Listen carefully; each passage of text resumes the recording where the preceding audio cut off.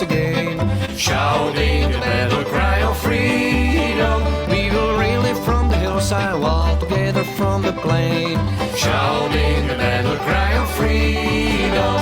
The union forever, hurrah, boys, hurrah. Down with the traitors, up with the stars. We will reel around the flag, boys, and relay once again, shouting a battle cry of freedom. Good evening, everybody. It's Thursday, and we are back with Uncut History. And I apologize about us going all over the place there earlier. I didn't know what was happening for a brief moment. I was hearing the audio twice, and it was echoing, and I'm like, is something going on with StreamYard? Did I double tap something? No, it's because I had the YouTube link opened at the same time as StreamYard, so I was getting the delay from that. That was weird. I'll make sure not to do that again, so apologize. Hopefully I didn't scare all audience with that hiccup. But welcome! We were off last weekend. I just wanted to take a break for the Easter holiday, but we're back with Uncut History, at least for this Thursday. We're in the middle of a college mode here at Readout Productions right now, and boy, I'm not really liking my classes. They're a bunch of superlatives. Now, most people dream about taking superlatives because if I could, this will be so easy. This is just gonna be. I'm gonna just work right through this. My grievance is I am studying for a major in history. My passion is history. If I'm going to be spending a bunch of money on these credits, I like them to go to history. I don't like sitting here and having to take superlatives because the degree requires a certain amount of credit hours that has nothing to do with history. So, yeah, on the academic end of things, I'm quite miserable. But we're here. We're going to have some fun for the next hour or so. Well, maybe not fun. We will be enlightened. We're going to be educated about some historical events. And I'm sure you'll all laugh at as I hiccup with name pronunciation, and we're getting to scientific mumbo jumbo tonight. So I'm sure I'm going to fill in that on all ends. And then Yins can own me later on, clipping like, see, Readout got this wrong. He got that detail wrong. But before we go any further with tonight's stream, Wrangler was so kind, before we even started the show, he dropped in and gave us a 420. Thank you for that donation, Wrangler. We do appreciate it. Going to fund the garrison here at Readout Productions.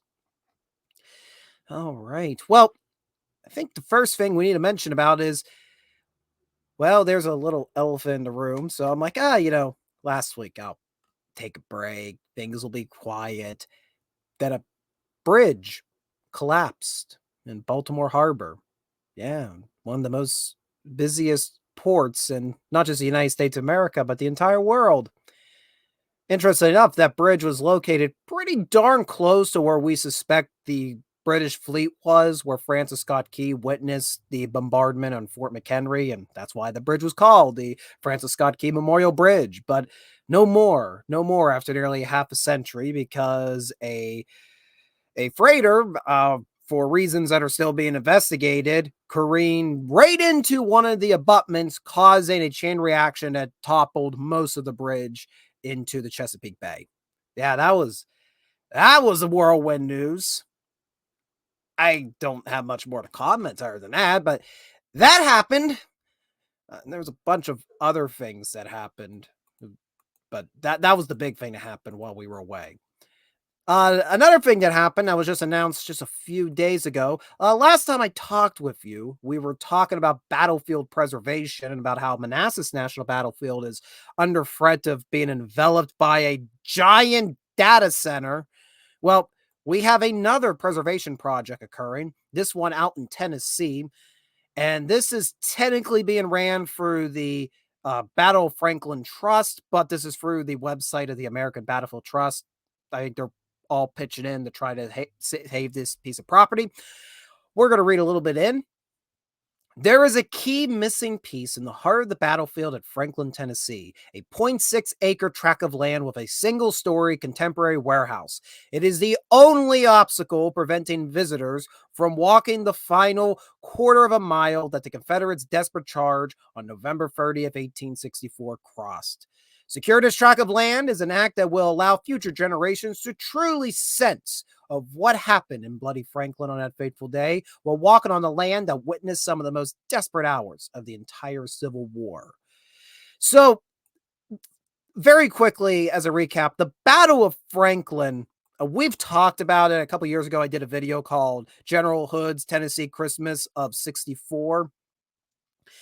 During that video, we talked about the Battle of Franklin. 5 bloody hours where 20,000 Confederate soldiers marched in a frontal assault over 2 miles of relatively open ground, attacking Union earthworks south of the town of Franklin. Confederate General Hood claimed that it was a victory, but really it was only a victory in the sense that the Union soldiers evacuated at night to better defenses around the city of Nashville, which Hood would also throw himself against a few weeks later. So, yeah, well, it was a Union victory unless you were General John Bell Hood and you were desperate to have anything in the final hours of the Confederate States of America. It does not get talked about a lot in the general education of the American Civil War. Franklin was never taught to me when in grade school. I don't even think we really talked about it in our Civil War courses a few months back. It kind of got neglected. I think the only reason I even brought it up because I did a paper on the Army of Tennessee. So this battle just kind of gets completely overlooked because of how dreadful it is. A lot of the deaths are in vain. There's no real reason that this assault had to occur. But man, is it a fascinating story. It's one of the largest battles of the Civil War. And for many years, the battlefield didn't exist in a preservation sense. The town of Franklin grew to the south, urban sprawl completely enveloped the property. I mean, to the point there wasn't anything preserved. But over the past quarter of a century, many entities, namely the Battle of Franklin Trust, have been doing a wonderful job of buying pieces of land, and they got a considerable chunk of the Union battle line preserved, and they're trying to expand more and more. And it would be very nice if you would have a complete vantage to see down their whole property that they own to try to get a full scope of what the field was like that the assault occurred over. There is one final obstacle blocking that vision, and that is that building you're seeing in the image here. And you might be thinking, well, to acquire it isn't necessarily a big deal. Doesn't look like much of a structure. Well, the cost of this small Franklin battlefield property is an astonishingly expensive $5 million. However, thanks to the collective efforts of local preservation entities, Franklin's charge in the Battle of Franklin Trust, and anticipated support from local and state government and the American Battlefield Protection Program, this hallowed ground is within reach. However, we need to raise $100,000 to meet our goal. Please donate today to help secure this critical tract of battlefield land at Franklin, Tennessee. Any amount you can donate to this effort will match 50-1 toward this historic battlefield completion effort. So there is a push to preserve 0.6 acres. Doesn't sound like much, but by doing so, you will complete a portion of the reclamation of the Franklin battlefield. And I am hoping so badly one day I can get the channel out there to Franklin, Tennessee to document this site, Chattanooga, many of the battlefields of Tennessee. So I'm dropping a link right now in both the Rumble and the TubeView chats.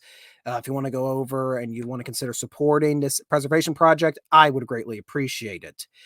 Now, something I also just want to mention off the top of my head, I had this interesting thing happen this morning.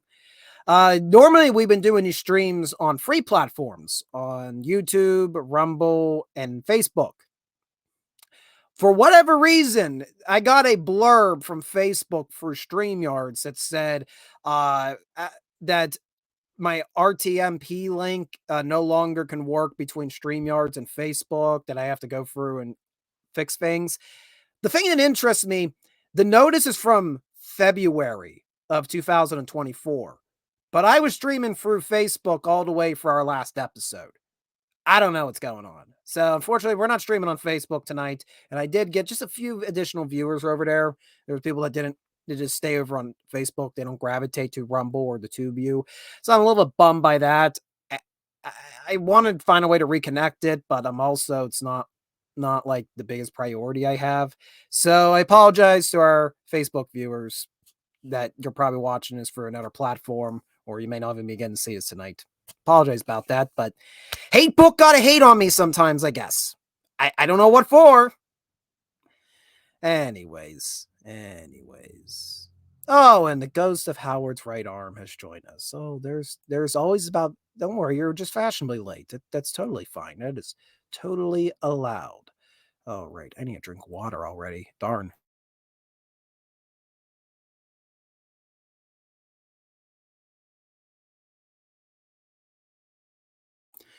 All right. Well, tonight's main topic is the super outbreak of 1974. Technically, yesterday would have been the anniversary of it.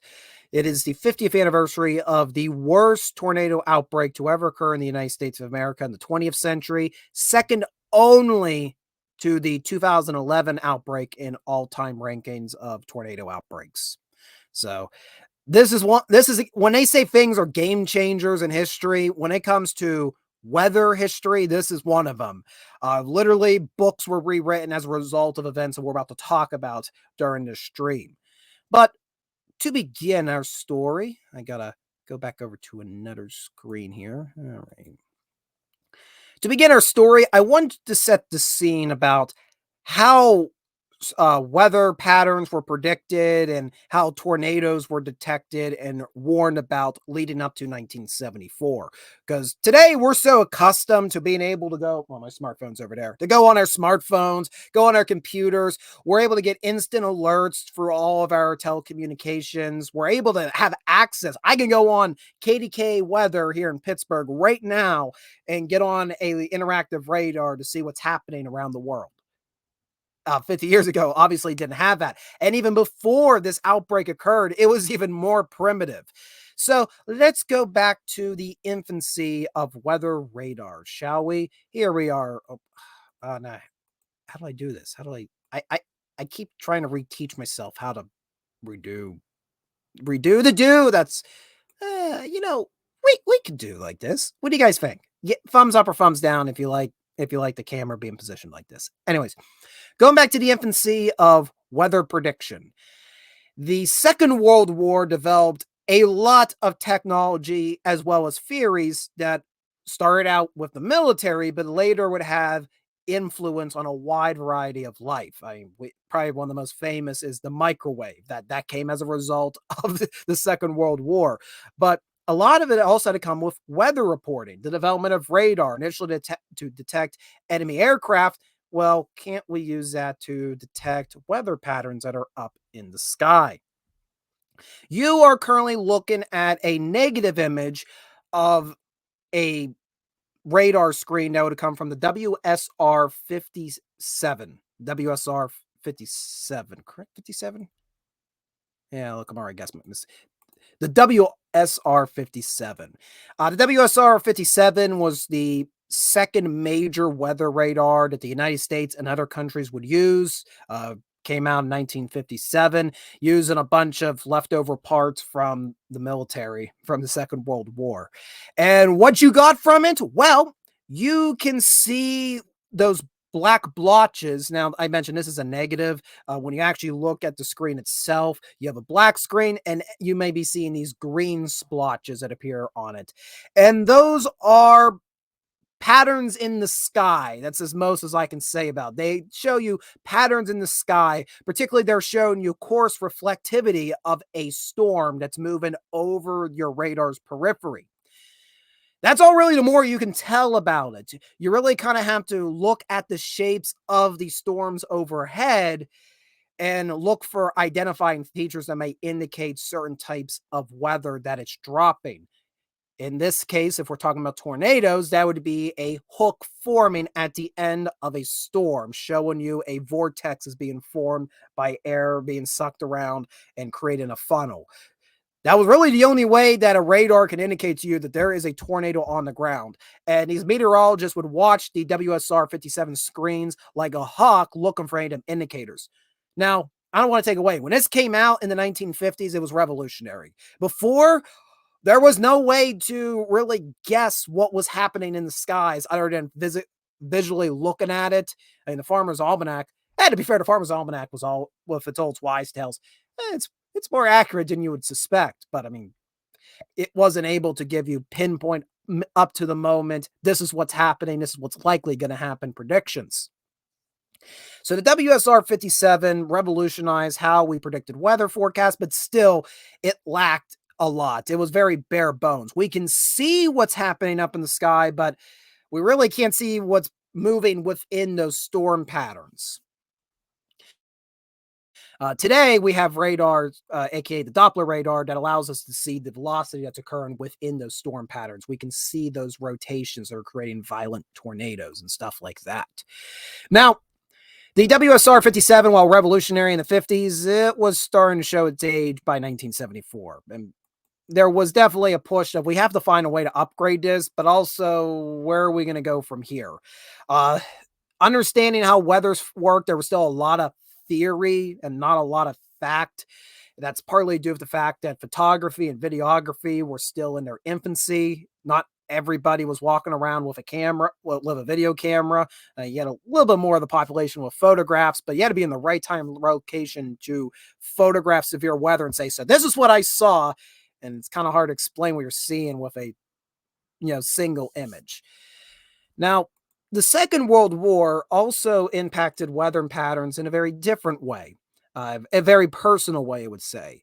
And this is where we enter the tale of Tetsuya Fujita. Tetsuya Fujita was born in Japan in the 1920s, and by the time of the Second World War, he had found himself as a teacher in engineering. In 1945, he was teaching in Kyushu, and there was a air raid alarm on August 9th, 1945. And they vaguely saw what looked like a American bomber flying for the air. They'd heard whispers of the days prior a massive bomb had been dropped on the city of Hiroshima. But no bomb was ultimately dropped on Kyushu. Reason being, the smoke from the previous day's firebombs had poured over the region so badly that that American bomber could not see its primary target. Instead, that American bomber moved a few miles away to Nagasaki and dropped the atomic bomb known as Fat Man. So Tetsuya Fujita, unknownly at the time, and narrowly escaped death. In the aftermath of the atomic bombings and the surrender of Japan, a variety of scientists, both in Japan and the United States of America, were tasked with going to the sites of the atomic bombings and investigating what they found, investigating what they saw. And Fujita was one of those folks sent to the two sites. And what he ended up observing from the patterns of the debris in these cities, that the bombs themselves did not just blow up on the ground and everything was leveled. Rather, he noticed the bombs detonated up in the air. In fact, he was able, based off of debris, to pinpoint precisely the altitude these bombs detonated. And what he also noticed, beneath the bombs, there was stuff standing. Things didn't look completely obliterated. Definitely fried, but not leveled. No. The leveling of buildings and trees, that occurred several yards away from directly beneath the bomb. There was these starburst patterns of how the debris was flattened out. This is going to be important for later, but it all comes together, I promise. Fujita, who was originally into engineering, after the bombings, really started getting interested in air patterns and the debris that they could cause. And he'd been interested in this ever since as a young lad. There's this tale that his father basically had to drag him in the house because he wanted to measure the wind patterns when a tsunami was coming. I don't know how true that is, but he was always interested in these big wind patterns and the catastrophes they could cause. And he definitely would study their impact based on debris. Now you'd be thinking, well, geez, Readout, that's obvious to look at debris. Well, it's one of them things where it's so obvious that nobody wanted to do it. They're like, nah, it can't be that easy. It can't just mean that we have to look at the debris. No, it got to be something harder. Got to be something more metaphorical that's up there that we can't see. I mean, we can't really see when. It got to be all these theories and stuff. So by the 1950s, Fujita decided that he was not going to be able to forward his studies on wind patterns in weather in Japan and he sent his studies to the University of Chicago. They adored what he was saying. He was invited over there, and he became a student and then later became a professor of the University of Chicago in the 1950s. And around that time is where he shifts from just general wind patterns and weather to focusing on tornadoes, the mysterious funnels that drop all across the world, but especially in North America. North America is the treasure trove when it comes to tornado activity. And there's at this point in the 1950s when the WSR 57's made, as I mentioned earlier, not a lot is known about these tornadoes. There have been illustrations made about them, and in the 20th century, we get a handful of photographs of them, and we, of course, know they exist. We have all these accounts going back to ancient times about tornadoes, but nobody really knows what quite makes a tornado tick. Now, I am going to poorly explain to you how a tornado works. Essentially, when you have a low pressure system of cold air and it moves into a region with warm air, particularly warm, moist air, and you get that jet stream pumping warm, dry air right between the two of them, you create a dry line. Now, the dry line, a lot of crazy stuff can occur there. In most cases, at the dry line, when the low pressure and high pressure systems, so the high pressure got all that warm, moist air, the low pressure, I got to be doing it the other way. I'm sorry, guys. The low pressure system, oh man, I'm getting confused. Low pressure system, high pressure system. Low pressure system tends to move down from the northwest and moving east across the North America. Our high pressure systems with the moist, warm air, that's coming up from the south typically. And that means they tend to collide right over the Midwest of the United States of America. And when you get that nice dry air of the jet stream being pumped in, you got that dry line. And essentially what follows is the shaking of a soda can and popping it open, but in terms of meteorology, because now those two pressure systems are colliding and they need to equal each other out. Most ways they equal each other out is through a relatively straight line, which will be shown by thunderstorms. They'll come up in a straight line. You'll have lightning. You're going to have torrential rain. If it's winter and it's cold enough, you might get snow as well. That's how it alleviates both of those pressures. But if you get a convexing, you get a dry line that does not want to be straight, that kind of squiggles all over the place, that's able to invert and bow. Now we have some problems because now that air, instead of just leveling out like this, it's going all over the place. It is spiraling around each other. It's going to create a vortex. And that, of course, is where you get the tornado from. Or in more cases, also, you can end up getting downbursts where air just pumps right down, where when the high pressure goes up and pushes fills into the low pressure, all that air just goes whoosh right down. And that in the time we're talking about going into the 1974 super outbreak, these microbursts were not even really thought as, they were myths. Nobody really could prove that those were even happening as well. And Fujita would have involvements with exploring that later on, but we don't got time for that. So there is my horrendous explanation of how storm systems work, and in particular, how tornadoes form. And, I did all that. I should have just given you this nice, lovely illustration from NSSL. Look at this. I should have just used this. It would have solved us a lot of problems. So off to your left, I want you to imagine you have this basically invisible funnel of warm air, which will create the flanking line of clouds. And the more of that warm air you pump into the dry line, the greater that flanking line is going to increase. It's going to go up into the sky, and that air is trying to stabilize the low pressure system. The high pressure is pumping up into the sky, filling that low pressure area. And that's, of course, what inflates your big clouds. That's when you get into your shelf cloud, you get into cumulonimbus cloud, the overtop, all that shooting up because that warm air is pumping up into the atmosphere to fill in the space of the low pressure system. And if we have a very unstable line where these are colliding, then you're going to have spiraling, creating the vortex. And that is where you get the tornado itself. And inside a tornado is effectively intense low pressure. That's basically all that low pressure just pushing right down to the ground, which is going to lead to high winds of proportions that are, at least at this time, unfathomable to the human mind. But men like Tetsuya Fujita are trying to study these tornadoes as best they can with the limited technology to try to explain more how this process is working, and can we predict this process? Well, are there telltale signs in looking at the radar or just looking at the general sky that says there's a tornado that can likely happen from this? All right.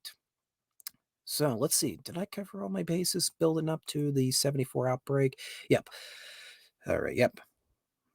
Looking for that. I got my notes pulled up. And by the way, after tonight's stream is over, if you want a much more clear explanation of all this, if you want to become part of the Garrison here at Readout Productions, you go to our Ko-fi page at a link in the description below. Garrison members get access to select notes from our live streams. So yeah, just a quick recap. Up to this point, the state-of-the-art radar was the WSR-57, which could show you storm patterns in the sky, but we couldn't really tell you what was happening inside. There's a lot of theories on what's going on inside, but nobody's really able to properly prove it. Tetsuya Fujita himself, he has come over to the United States of America, fascinated by wind patterns and how you can study them based on debris patterns. And by the time we get to 1974, Fujita is very well respected by the general public as a leading figure on tornadic activity. He's still controversial in the scientific field. While he had done several isolated studies of tornadoes, trying to collect photographs of a single tornado, he really hadn't had the chance to study tornadoes in a widespread situation.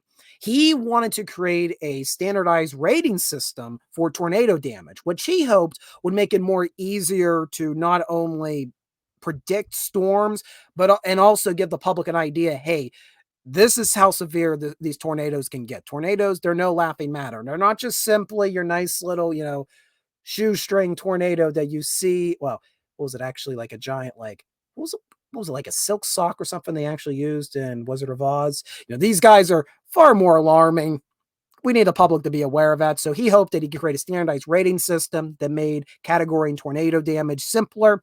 And he had also had a theory that tornadic damage, the most severe ones, was not caused by a simple funnel cloud, rather that there were multiple vortices inside that funnel cloud. That it wasn't just this nice chute coming down and all the wind was in there, rather that low pressure is being confined to much smaller vortices, which can churn up the debris far more severe. But for Fujita's theory and his system to become standardized, he needed a large-scale event to document. And that is going to bring us to the October... Oh, man. I'm sorry, guys. It's been a little while since I got back into the chair here.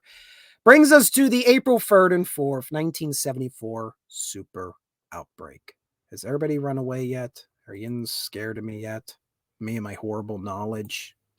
Where's StreamYards? There's StreamYards. There is so much on my screen right now. It is hilarious.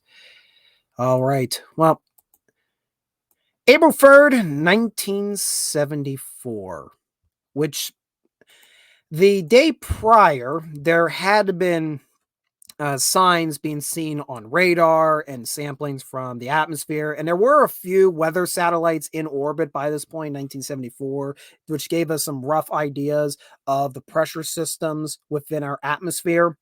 And what meteorologists could judge was happening throughout the course of April 2nd and going into April 3rd was an unusual low pressure system was coming down from Canada, from the northwestern part of the United States, and dipping very low, colliding into the jet stream and moving to the east. It is moving right into very moist air that's being pushed up from the Gulf of Mexico, up along the Mississippi River, and into the Midwest of the United States. Now, traditionally, we often think about tornadic activity and these severe storms happening in the plains region.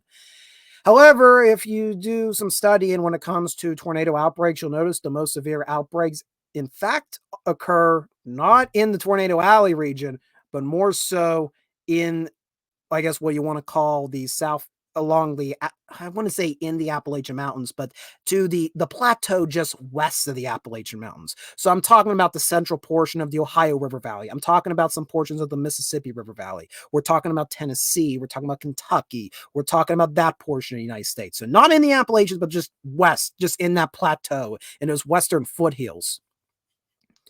Should we include HARP in this? Oh no. Should we include HARP in this discussion? So this particular, what they're expecting to happen on April 3rd is there's going to be severe weather chance, and which could produce chances of tornadoes over this region of the United States, the southeastern portion up to the northeastern portion of the United States. Now, today, you would probably hear, hey, we got tornado watches, we got this, we got that for this part area. Not 1974. Remember, everything's a little more basic. Really, the only thing you could do was give out blanket watches, like, hey, severe weather is going to happen here. And the word tornado itself still carried a lot of, I guess you want to, what's the word I'm looking for? The officials did not like using the word tornado unless it had already dropped, because they did not want to create a panic amongst the populace. So you will not typically hear about a tornado warning or a tornado watch. You would hear more so severe weather, and here's what we can expect from it. And it was kind of implied like, okay, this may produce a tornado. We're not certain on that because we can't predict that type of stuff. Unless we see that hook, we're not going to say anything.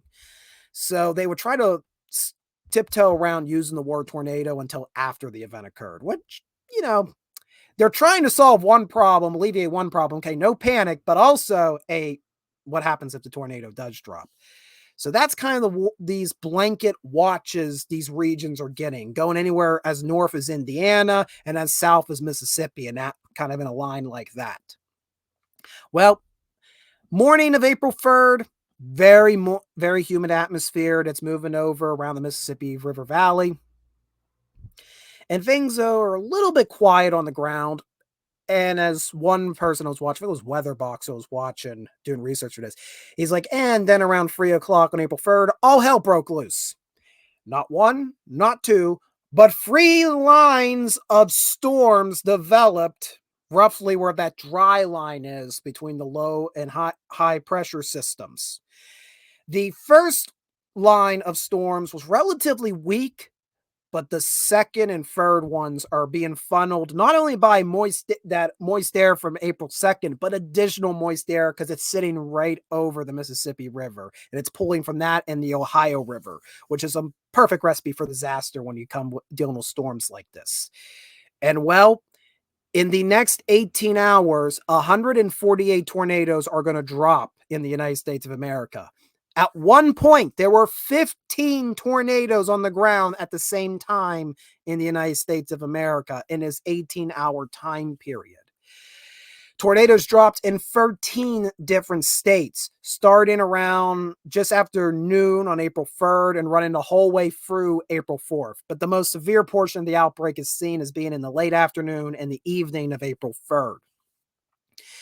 When it was all said and done, after all these storms had broke out, these tornadoes had dropped down, you are looking at, I want to give you the technical numbers, the technobabble.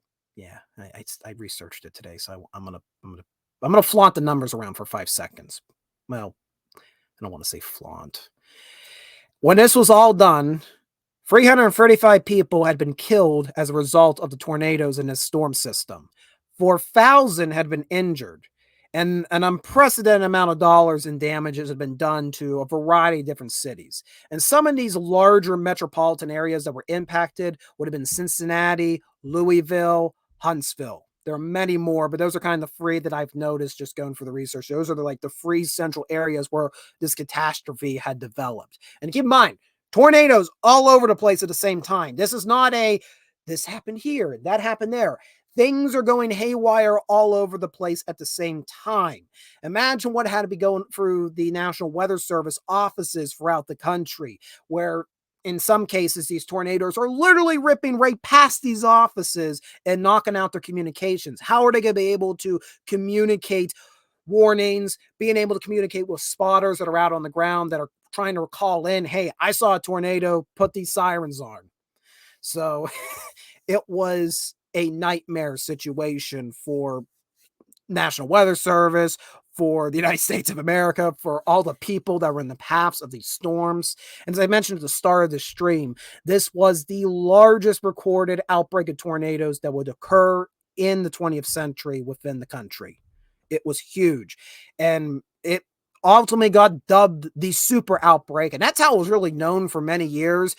It's only been in the past 10 years we now have to differentiate because tragically we had a very similar, if not more violent situation in 2011 that impacted roughly the same area, albeit a little bit more to the southeast.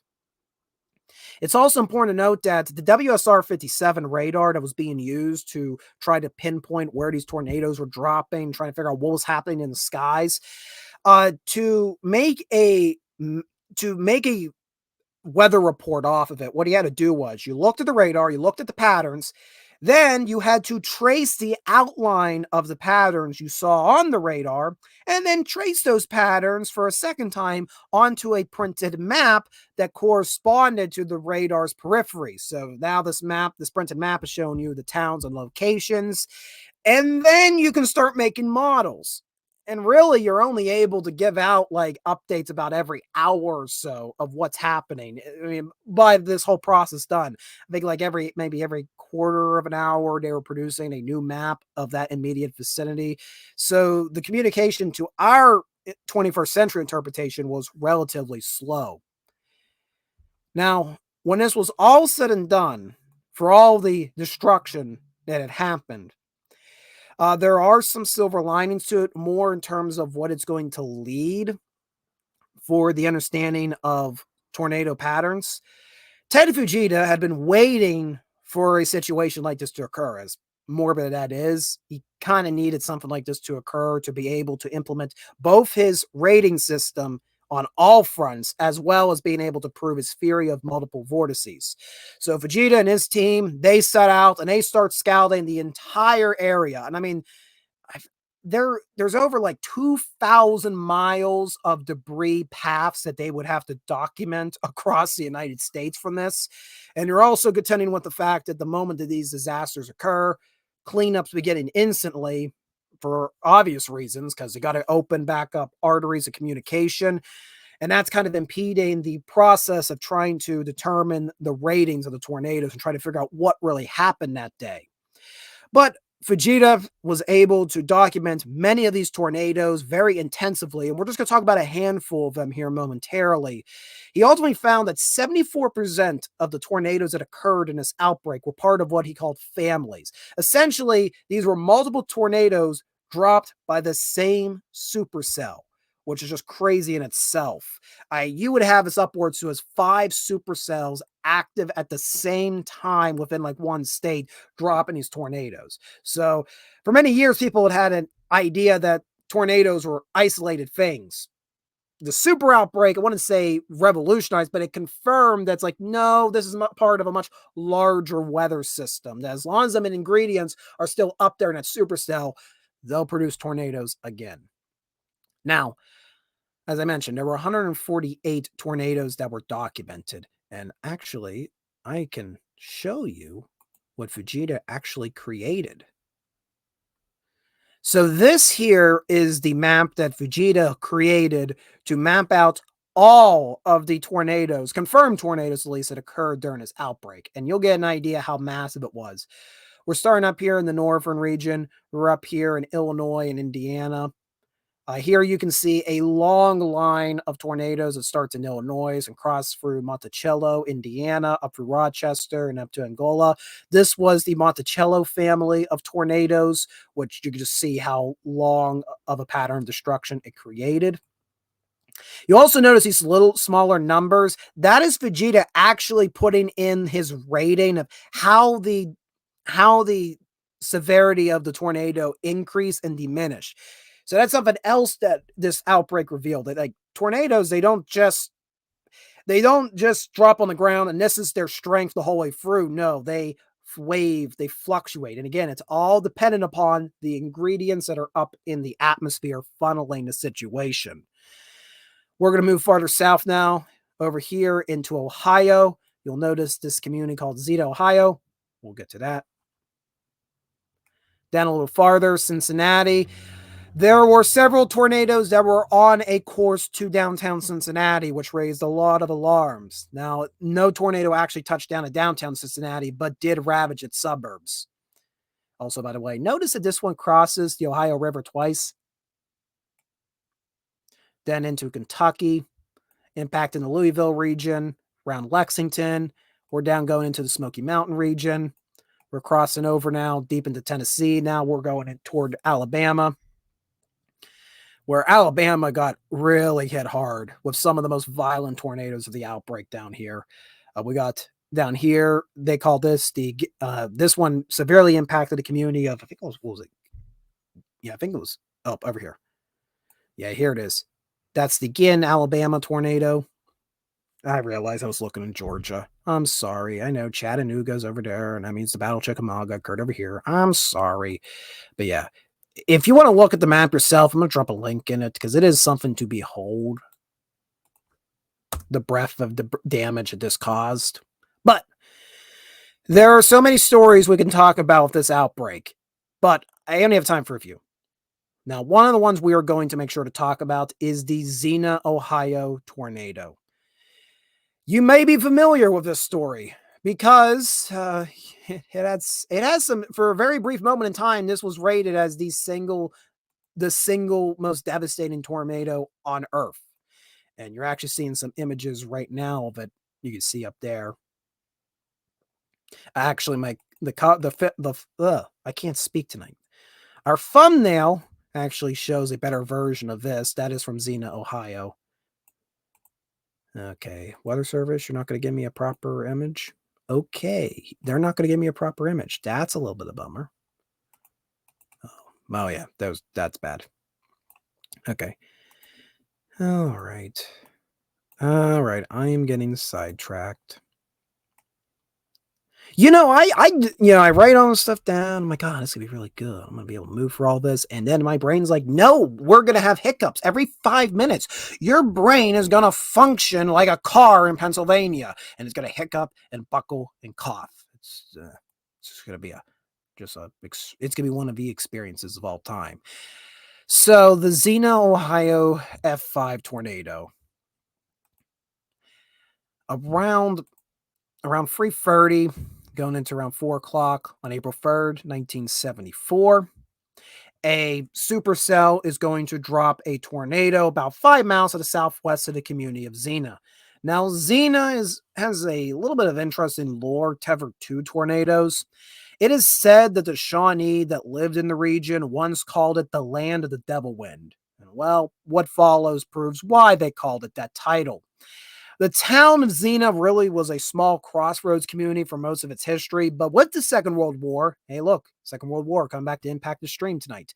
The United States government established the Wright-Patterson Air Force Base, and that greatly expanded the city as people began boarding in the community, began living there long term, even after the war to facilitate the Air Force Base. There was a few other industries that popped up as well as a result of it. So Xena saw this boom in the aftermath of the Second World War. And at the time of the outbreak, it had a population of 25,000 people. And I actually just looked at it because we hear a lot about rust and the rust belt around the Ohio River Valley, all these communities crumbling due to the collapse of the steel industry.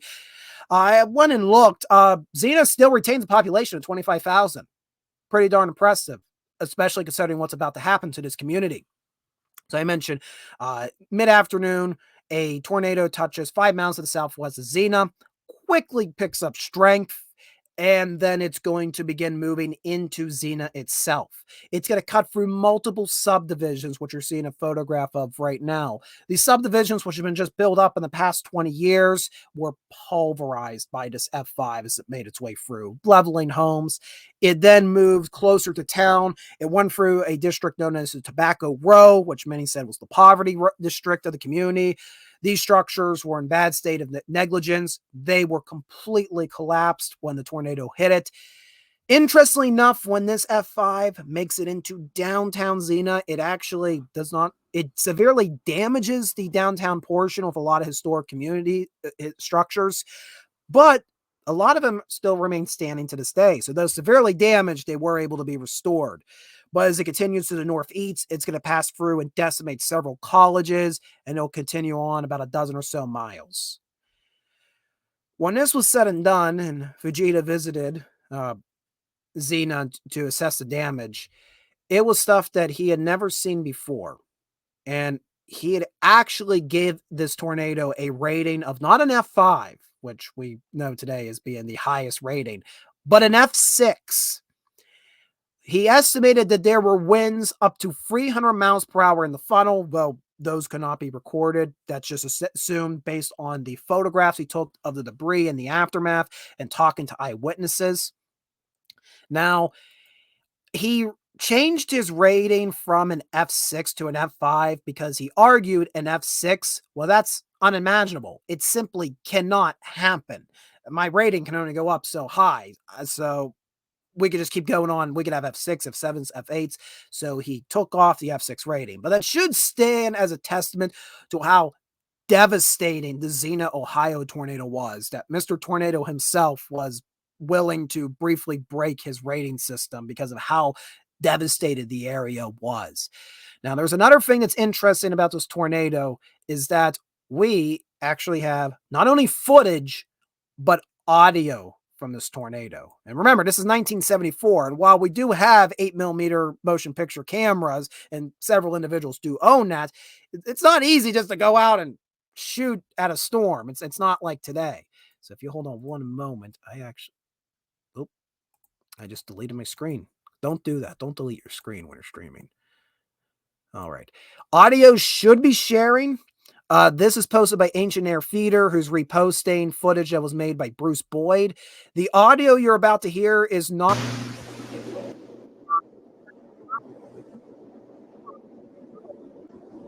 The audio was done by another individual who had a tape recorder, and he left the tape recorder on as his apartment complex was hit by the tornado. So you're seeing real footage of the Xena F5 as well as hearing actual audio from it.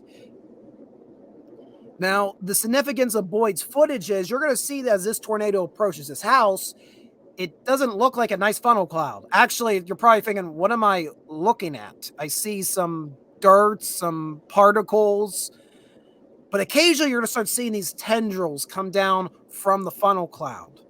This is indeed a tornado that's on the ground, just not very well defined.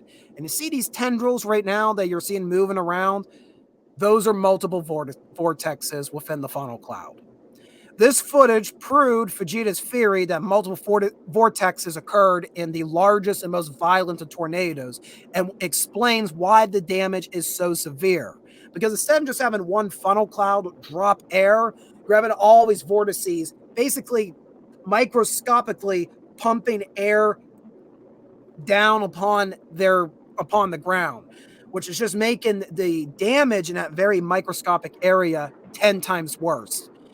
That's a poor way of explaining it scientifically, but that's essentially what's happened. These multi-vortexes in a tornado, it hyper-focuses the damage in a very confined area. So this footage was the evidence that Fujita needed to convince all of his doubters of what he was talking about. And at this point, you can hear the audio is getting very loud as the tornado is getting very close to the recorder. And then we cut away. Boyd did shoot some additional footage of damage in his community.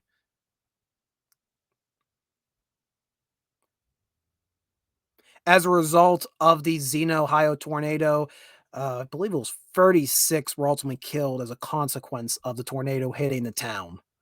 This is the single deadliest tornado that occurred during the outbreak, which is why it's gained such infamy. A little bit more details about it. Yep, 34, my apologies, 34 people were killed. At least that's what I have according to Risk Management Solutions. Over 1,000 individuals were injured. 13,000 buildings were devastated. 13,000, not 13,000. No. 1,300 buildings were destroyed. I'm sorry about that. My cursor. This one happens when your brains turn to mush thanks to college. You can't actually study on the important stuff. Now, interesting tidbit I found also, President Nixon would visit the community a week after the tornado touched down, and he would recall later that of all the disaster zones he had to visit during his time in office, this was the worst.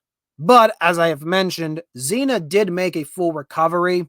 Its population in the 2020s is almost identical to its population at the time of the super outbreak, though that has not meant that Xena has never been hit by a tornado again. In fact, I think it was in 1998, a F4 tornado struck Xena and caused large-scale damage, but nothing on the scale of what happened April 3rd, 1974. A few other interesting things to talk about with this outbreak. I mentioned earlier how the Cincinnati area was greatly impacted as a result of this tornado. So there is a tornado that was also rated an F5 on the Fujita scale that started in Indiana, crossed the Ohio River into Kentucky, and then crossed the Ohio River again in full view of the city of Cincinnati. Instead of striking the city, it stuck on a course of cutting through its neighborhood of Sailor Park. This tornado was broadcasted live over the regional news because of how close it was to the city. And while there had always been, you have all these myths that have been built up over the years and unfortunately are still enforced to this day about tornadoes. One of them's of, you're safe if you're in an underpass. Don't ever seek shelter in an underpass during a tornado because you're just going to intensify the wind in there. It's just going to make it 10 times worse. You also will hear about, they can't go up hills. We'll talk about that in a moment. And you also get the whole, they can't cross rivers. Well, this tornado not only crossed one of the most most important rivers in the United States, it did it twice. Just wanted to just rub it into all the doubters. You want to see me do it again? Yeah, cross the Ohio River twice. We already mentioned about the Monticello family. Louisville, Kentucky was hit by an F3. This damaged 10 water pumps that were key to supplying water to the entire Louisville metropolitan area. So they were without water for several days. There was an 80-mile path carved across the northwest corner of Alabama by an F5, which I listened to 2 documentaries on this outbreak. Weatherbox was one, as well as Carly and WX. Carly and the WX, my apologies. They both said the same thing, that simply put, the Gwynn, Alabama tornado was odd. It is a very narrow width compared to other F5 tornadoes. Like, we're basically comparing a pencil to a giant Sharpie marker in terms of its width. But what happened within that width was some of the most violent destruction ever documented for any tornado. And it went for 80 miles. It threatened to hit Huntsville, but the F5 dissipated and was replaced by an F3 that did go through Huntsville. This was not a good day. This was not a good day for this portion of the United States. There was no luck, really. No luck. This F5, by the way, went through Montesano State Forest. And there's about 1,000-foot ridge in that state forest. Well, remember how I said, tornadoes can't go up hills. Well, this one did. Again, why everybody says the Ginn F5 is just odd. It went up this 1,000-foot ascent, no problem. And then we're going to finish talking about a very horrific story. This is the worst case of nightmare story relating to a tornado. By evening, the outbreak was moving deep into Alabama. So now you're dealing with tornadoes at night. You can't even spot them now. A severe tornado developed along the Tennessee River, crossed over, and cut right through a small community known as Tanner, Alabama. I've heard people say it only had a population of 2,000. I can't really find a proper census, but it was a small, unincorporated community. So not a large city like Xena. It's not a metropolitan area like Cincinnati. This was just a isolated community. Well, sprawling community, but not like sprawling in the sense it's built up. It's just, a lot of quiet residential area. Tanner was severely damaged, and it was estimated that this was an F5. So, rescue crews are going in, trying to rescue people, trying to get people to hospitals. Less than 30 minutes later, the tornado sirens start alarming again in Tanner. Not only was another tornado bearing down on Tanner, another F5 crossed into Tanner and then continued several more miles for Alabama. That's right. Tanner, Alabama was hit by 2 F5 tornadoes in less than a half an hour on the night of April 3rd, 1974. It is hard to figure out what damage was done by what tornado. Fujita kind of went, I'm not even touching. I can't really touch this one. I'm lumping them together. Approximately 40 people were killed due to both of these tornadoes, and Tanner was devastated. But apparently they have a high school still to this day. The area does, and they've done apparently they have like a distinction of both the boys and the girls sport teams won the state championships in the consecutive years. Like, that's very rare to be done. Like both genders teams winning in the same year, and they've done it twice. So Tanner has recovered to an extent from this tornado. So all told, as we mentioned, the super outbreak in 1974 dropped 148 tornadoes. It claimed the lives of over 300 Americans. Many more were injured. The damage was on a scale never recorded before. But with every tragedy, there is a lot of lessons that are to be learned. For first and foremost, the combination of photographs, debris, and testimonies confirmed Fujita's theory not only on multiple vortexes, but also endorsed his Fujita scale, which, while it was known in the public mind at that point, scientists weren't really adopting to rate tornadoes yet. After the super outbreak, the Fujita scale becomes standard. And it would be the primary method of identifying the power of a tornado until 2007. The reason it stopped being used in 2007, well, they made the enhanced Fujita scale. So now we rate tornadoes as EF1s, EF2s, and so on and so forth. The change was done because Fujita was rating tornadoes strictly on their damage, which at the time made sense because that's what was available to him. But thanks to other developments, such as improved radar systems, which were as a direct result of the super outbreak, now we're starting to able to predict and actually document the wind velocity. So now we can correlate wind velocity directly to the damage. Some things weren't adding up with what was being rated with the original system. So now I got the enhanced system. Speaking of radars, in the immediate aftermath, you would see an extension to the WSR-57, known as WSR-74. Really, it was more of a software patch more than anything else, a stopgap before the Doppler radar was developed. Now, that sadly would not become widespread until the end of the 20th century. But when it did come online, as I mentioned, now you can provide images not only of the weather and pattern itself, but also velocities within those patterns. And the outbreak expedited the passage of the Disaster Relief Act of 1974 by Congress. Nixon announced that was one of his initiatives in the aftermath of the tornado. And this essentially paved the way for the establishment of the Federal Emergency Management Agency, aka FEMA, before the decade was out. However, as I mentioned, there are some things not fully learned from this outbreak, as several myths relating to tornadoes, which were completely busted in not only in this presentation, but also just by the outbreak itself.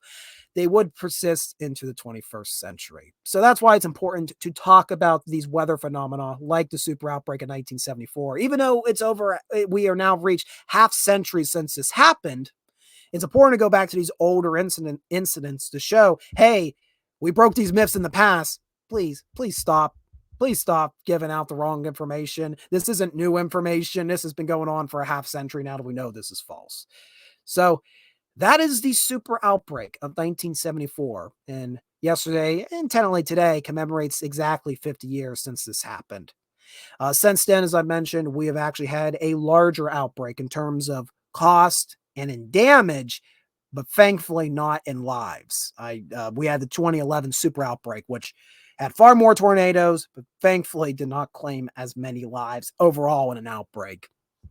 And interestingly, I've mentioned before on other streams, we have not had a tornado register as an EF5 since 2011. It's crazy to think about that.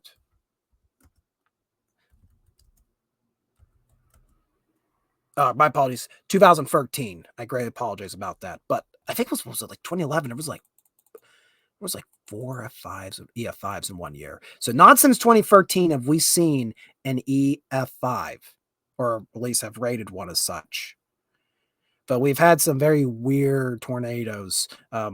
I think we all remember just 2 years back, the nighttime Kentucky tornado, which at one point people were theorizing was about to break the tri-state tornadoes record. It did not, but man, is it weird how long it was on the ground. That the Mayfield EF4, very weird. That's just weird. And the reason tornadoes don't traditionally last long is basically because tornadoes are kind of created almost like as like a safety valve type thing. Like once you pump all that air in, very quickly, it's all kind of constricting around the base of the funnel. It's kind of sealing itself up.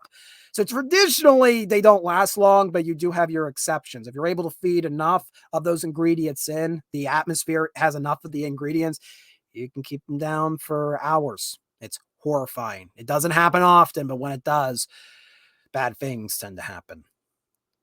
And Fu Man Blue is tuned in with a $2 simple super sticker. Thank you for tuning in, Fu Man Blue. I appreciate that. Well, I apologize to all meteorologists who have just watched this stream or rewatching it. I apologize for making you cringe, but I am not a meteorologist. I am a historian. I am merely trying to bring awareness to this weather phenomenon that occurred back in 1974 and still impacts how we predict and have to adapt around Mother Nature to this very day. All right. What else? We do have a few more things on the stack of stuff. All right. By the way, highly recommend again checking out Weatherbox and Carly Anna WX. I've watched both of their videos on the super outbreak. They do a phenomenal job of breaking down not only the scientific details of what led to its creation, but also a lot of the crazy stories that happen as a result of this outbreak. So definitely go out and check both of their channels. All right. Go through the stack of stuff over here. Or is it over here? It's over there. Oh, over there. Speaking about tornadoes, I do want to finish off by giving out a shout out to a YouTube channel that I've been enjoying for several months now, and I think you should go check them out. So we're just going to remove that. We're going to not do that. Oh, the eclipse. I don't want to sound like a party pooper. I think an eclipse is something that's very unique. It's uncommon, but it does happen more frequently than you realize in history. For example, the Battle of Wanda during the Anglo-Zulu War, the climax of the battle literally occurred during eclipse. Like, oh my God, what are the odds of that? That was weird. Like, yes, as the last British soldiers die, the sky goes dark because there's an eclipse. It's like, man, this is why history is fascinating, because fiction offers, you're like, I can't write that. It's too obvious. Well, history's like, screw that. We're going to do it. Anyways, about the eclipse, I don't think we're in the precise area, but I've heard people also say the map of the eclipse that all the mainstream outlets have been producing are completely inaccurate. They're like, that's not how the eclipse works. That's basically how all the scientists are going, like, no, no, no. So I've seen maps. We're not supposed to be in the total path of it.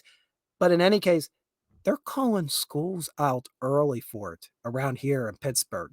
It's crazy. It's like, they're like, well, we're worried if there's going to be people are going to be looking up in the sky while they're driving. It's going to cause wrecks and it's going to get so dark that nobody can see while they're driving. I'm like, turn on your headlights.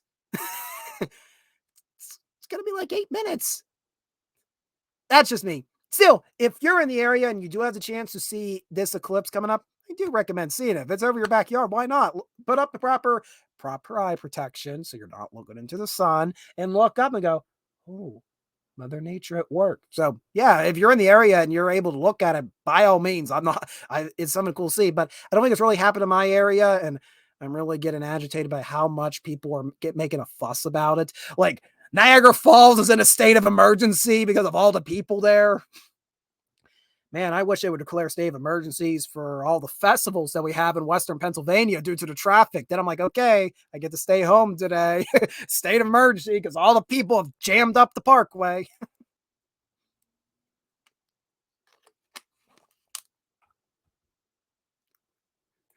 So are you going to you're like, oh my God, I have like 8 minutes to drive without the sun blinding me. Is that gonna be you, Fu Man Blue? I can relate to that because when I come home from work every night, the sun it's in that time of year where the sun's right in my eyes.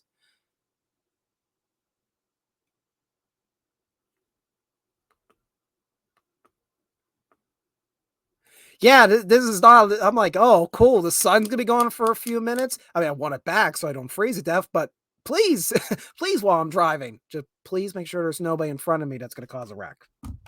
So yeah, those are my thoughts on the.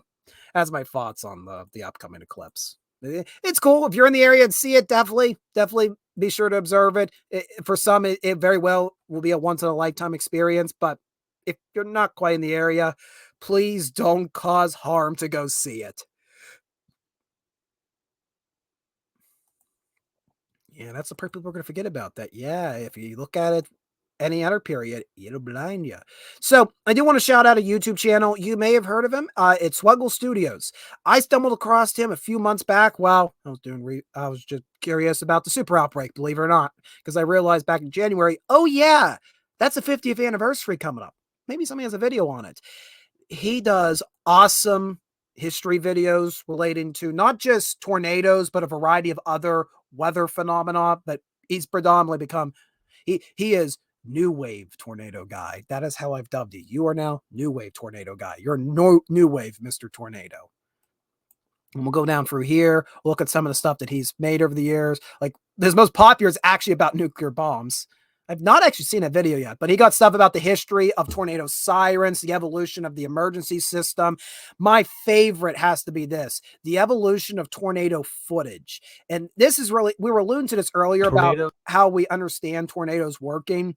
He goes from the earliest known depiction of a tornado, like first in philosophy, then going over into like the first drawings. He makes his way down to like the first photographs of debris, to the first proper photographs of tornadoes. Then we get into like the first footage. It's a fascinating history of the documentation of tornadoes. I highly recommend. I can just drop it in the chat. You know what? That's great that I have it here. So it's one of my favorite videos that he's ever done. Definitely getting to see like the different eras of weather reporting. You know, the more we got into tornadoes and the more we understood, the more we document. Like today, there's full YouTube channels out there like Swiggle Studios that just document tornadoes. Pecos Hank. Now, Pecos Hank actually storm chases. And I found it very fun that I was watching Mr. Tornado, the American Experience documentary today for preparations of the stream. And most of the footage they were using to describe a tornado was Pecco Hank's footage. That was pretty cool. I'm like, I was there. Well, I wasn't really there, but I was there on the internet when he first posted that video. I'm old. I know you're like, no, you're not old. Read out. Well, I'm not, but also I kind of am in terms of internet years. We're dealing with internet years here. So back to Swiggle Studio. What else does he offer? Of course, he ranked tornado movies, which is why the poll tonight is Twister the best tornado film? You know what the answer is, chat. You know what the answer is from Readout Productions. Have you seen the intro to Uncut History? So be sure to take part in that poll before we wrap up tonight. But yeah, he got a lot of cool stuff just about, and he actually even just right in the description says it. I'm not a meteorologist, but I like to consider myself more of a historian. So right up my alley. So if you're interested in learning more just about the history of tornadoes and other weather phenomena, check out Swiggle Studios. I highly recommend it. Link in the description, in the chat, I should say. Link in the chat. Well, we are winding down. Speaking of that poll, final chance to take part in the poll. The poll to decide if Twister is the best tornado movie. You know what the right answer is. I hope you don't give the wrong answer. And we're going to end in 3, 2. Well, I was about to end it. Then YouTube is like, no, end it now. Okay, there we are. We're ending the poll. There we are. Everybody chose, well, there was technically 2 right answers. Yes, there are other options. No. Okay, well, technically there are other options. But for this sake, no, there are not other options. So as we have stated tonight, Twister is the supreme tornado film. Why are we remaking it? Why is there a remake coming out? They say, well, it's a reboot. I went on a rant about that a few weeks ago. I'm not going to do that tonight. I'm not going to do that tonight. No. How do internet years compare to dog years? That's a very good question. I think internet years are faster than dog years. I honestly do. Things a few months, that's ancient history. I've seen that meme one too many times. Tie goes to the best. All right, now we're not doing ties. It kind of was a joke poll to begin with. You get my point. It's like, what other tornado films are there like that were properly promoted? And like, man, you know them weird films made in the 90s that really like revitalized different niches. Like Gettysburg revitalized the entrance in the American Civil War. Backdraft revitalized interest in firefighting. Twister revitalized interest. Well, I'd like to say meteorology, but I think most of them just wanted to be like Dusty and Storm Chase and listen to Deep Purple while they're driving down the back roads of Oklahoma. I would be one of them. I won't deny that. So, it was just like a craze like that. Every movie came out in the 90s, like revitalize a niche and then became Twister also was the greatest advertisement for Dodge Ram. Thank God. Dodge Rams. I still see some 97 Dodge Rams driving around to this very day. And I'm like, yeah, Twister survived it all. Feels like the internet ages me a few extra years. I think it does that to all of us, especially once you're on the internet for a year at least. You've been around. You're like, boy, I remember when I was innocent. And now I'm here. But that's going to finish up tonight's stream. But I do want to mention, as I mentioned, I ranted at the start of tonight's episode. I am in the middle of my college semester. Things are going to be hectic here at Readout Productions. I am working on multiple Retracing History episodes right now. That Philadelphia campaign trilogy is going to come out sometime this spring, but there's a lot of editing going into that. There's also a episode that I made I actually went out and recorded last Thursday, which is partly why I was not on this Thursday. I also wanted to take a break, but there's a reason, because I was out making some extra Retracing History episodes. I haven't had the time to edit that episode. I would like to get it out this Saturday. I don't think it's going to happen, but I'll press on and see what happens. So yeah, upload schedule and the live stream schedule may be a little bit out of whack for the next 2 months. Please bear with me as I'm going for college, and I hope one day to graduate with a major in history, and then I can put the funny paper in the background when I talk about all these events, like the super outbreak of 1974. And then when somebody disputes me, hey, look, I got the funny paper. You can't dispute me. And I also got my work cited, and you can go see that if you become part of the garrison for the Ko-fi link in the description below. See, I'm tying it all together. I'm becoming a greedy historian. Well, not really. There is no money made from documenting history. We only do it because we want to make sure people do not make the mistakes of our ancestors, or we want to learn from our mistakes. There was a philosophy thing there. I'm not good at philosophy. Carolina Hurricanes, Yeah, I wear the real. Yeah, I have. Look, there's a reason I'm wearing it. It's the Ron Francis hat. Ron Francis got traded to Pittsburgh. It became a great portion of our franchise, and the Whalers suffered as a result of that trade, but we benefited. So yeah, that's kind of why I'm wearing the Ron Francis Whalers hat. I really want to get a Whalers jersey someday. It would be a Ron Francis one, most likely. I don't know if they do repro. I presume they do repros of the Gordie Howe jersey, but I know he played for the Whalers, but it's like, no, he's always going to be a Red Wing. It's cool that he got to play for the Whalers one season, but he'll always be a Red Wing. I really want to do if you're in the hockey Wrangler, I really want to do a retracing history about Slapshot, like go to the filming locations. You know, they're not too far from where I'm located, but just haven't had time. Haven't had the time. Haven't had time. Not enough time in the world. Not enough time. But there's a lot of time to talk about. I talk a lot about time here, but I never have enough time to talk about time. Time. I'm getting tired and I probably should hit the music, shouldn't I? I agree with you guys. Hey, thank you guys for tuning in. Be sure for you the parts, hit the like button down below. That lets the algorithm know on the TubeView and on Rumble that you do like seeing historical content, that you want to use social media to become edumacated. I don't have the funny paper yet, so I can't say I'm educating you. Once I have the funny paper, then I can say I'm educating you. But for now, I'm edumacating you. So let's get gotta improve this intro somehow. It's too big of a file to make part of the brand thing. Also, don't forget, this Friday, several of co-hosts that you've seen me be guests for our channels in the past, they're going to be doing a reaction to Berserk Deluxe Volume 3. I believe that's going to be on the Ultimate Kahuna's channel, if I'm not mistaken. I'm going to double check that. I don't want to get that wrong. That would be bad. It'd be bad if I get that wrong. The Mogwai will have my neck for that. All right. Yep. This Friday at 8 p.m. Central Time, there is going to be a discussion of Berserk Deluxe Volume 3 on the Ultimate Kahuna's channel. So if you're interested in the Berserk manga, be sure to go check that out. I'm sadly not going to be able to join that panel. College. Yeah, that's going to be my excuse for a lot of things. But I hope to join in the future. So you guys will tune in tonight.